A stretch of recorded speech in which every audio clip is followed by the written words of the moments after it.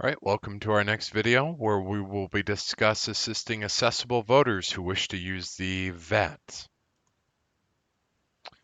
First, you're going to issue the voter a ballot just like you would any other voter coming into the polling location on election day. Um, you're going to, the ballot that you're going to provide them when they come in to vote, you're going to remove the stub and place the unvoted regular ballot into the VAT storage envelope, and you're going to write VAT in the upper left-hand corner. Um, and you're going to give the ballot stub to the voter with their application to vote. Remember, voters that are accessible voters that are going to be using the VAT to mark the ballot are going to vote using a QR code ballot that's produced from the VAT. They're actually not going to use the ballot that is provided to them when they check into the polling location. This is placed into the ballot storage envelope. You're going to give the voter the active voter access card so they can insert this into the ICX, and then the ICX will walk them through the process to vote. Please remember that some accessible voters may need assistance in doing this.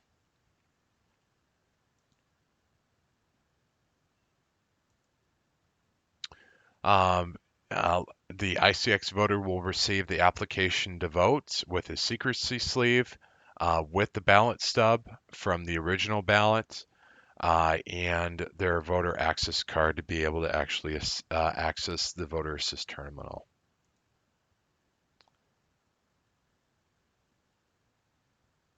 Just a reminder, the original ballot that you give the voter will be the ballot that any other uh, voter would receive, but they are not receiving that original ballot. You're only going to give them the ballot stub. So you're physically going to tear off the ballot stub, write VAT in the upper left-hand corner of the original ballot, and place that into the ballot storage envelope. The voter will then insert an active voter access card into the smart card slot in front of the VAT, and then the voter will automatically access their ballot and be able to mark the VAT using the handheld device that's provided to them. This voter card is going to remain in the ICX through the whole entire duration of the voting selection process. The voter will make their choices by pressing the select button for their preferred candidates. Once the vote for number is satisfied for that specific race, other candidate options for other races will become unavailable. If a change is needed, the voter can deselect their choice and then select their new preference. And then the voter can also navigate the ballot by hitting the options at the bottom to go to different sections of the ballot. Having the voter make their selections by following prompts on the ICX. Once the voter's finished voting in a particular race, they should hit next until the end of the ballot's been reached. Now remember, the voter assist terminal is only marking the ballot for the voter. It's not tabulating the ballot. It's only marking a ballot that's then going to be printed. Just remember that. After the voters concluded voting, they'll actually print the ballot. The ballot will print and remain face down in the printer for the voter to retrieve.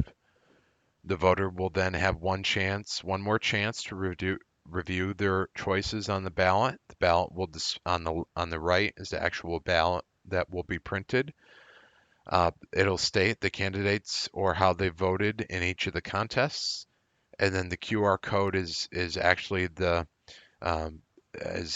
scanned by the ICP tabulator when it's fed in, just like any of the other ballots, to verify how the voter would like to vote.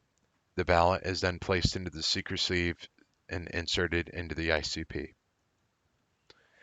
After the ballot is correctly tabulated, the voter is going to return their application to vote with the ballot stub number uh, and their voter access card in the secrecy sleeve to the election inspector, just like any other voter would. except they're going to have the stub from the original ballot. Uh, like I said, the voter who's voting using the VAT should review the ballot, ensure its accuracy before placing the ballot into the tabulator. Remember, the voter is the only one that should insert the ballot unless they need your assistance. If they do, you'll have one Democratic election inspector and one Republican election inspector assist the voter in placing the ballot into the machine. Again, the voter is the only one that gets to decide if the ballot is cast or returned if there's an overvote or if the ballot needs to be forced through. And just another reminder to please continue to balance often throughout Election Day. You should constantly be doing this, verifying that the correct number of ballots on the ballot tabulator are the number of voters that have checked in at the electronic poll book station.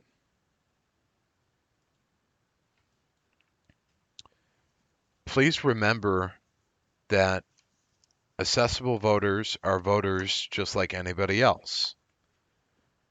Election inspectors should be aware, should have respect and acceptance of all voters, regardless of their disability or demographic.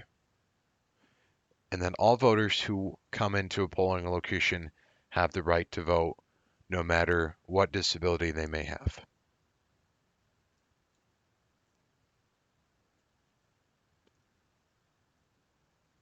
We're going to do a quick recap of how the voter can vote using the ICX.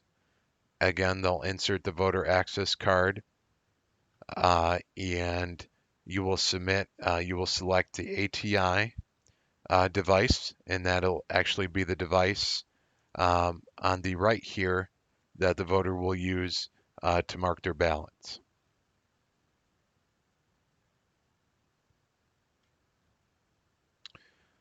Some individuals may bring their own equipment, such as a sip and puff or a paddle, and that voter will then connect this to the voter assist terminal and use this to vote.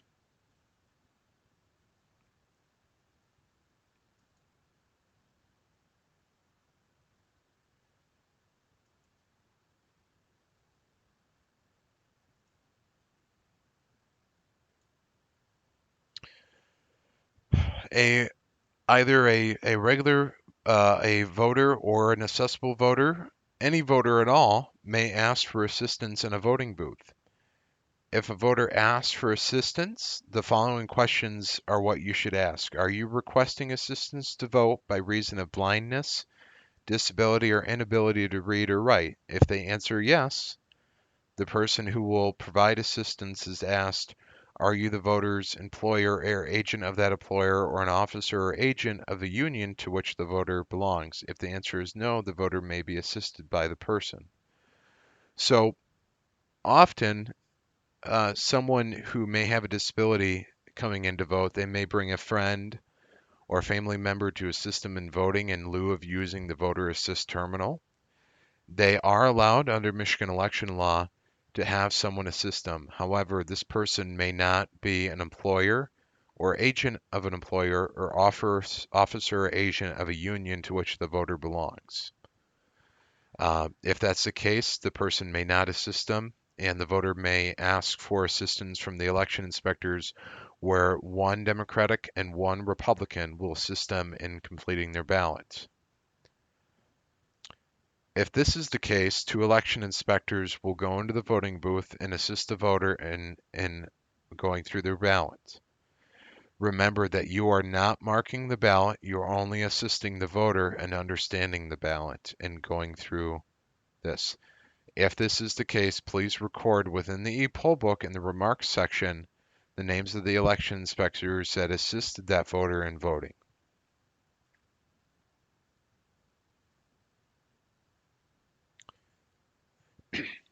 And please remember that Michigan election law does not allow a voter to take a photo of themselves and their ballot within the precinct.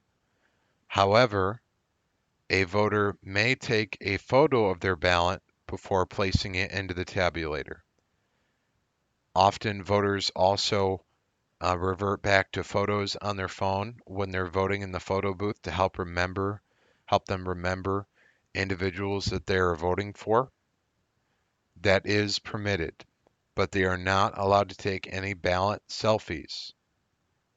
There are to be no other pictures within the precinct except for credentialed media that is standing in the public area.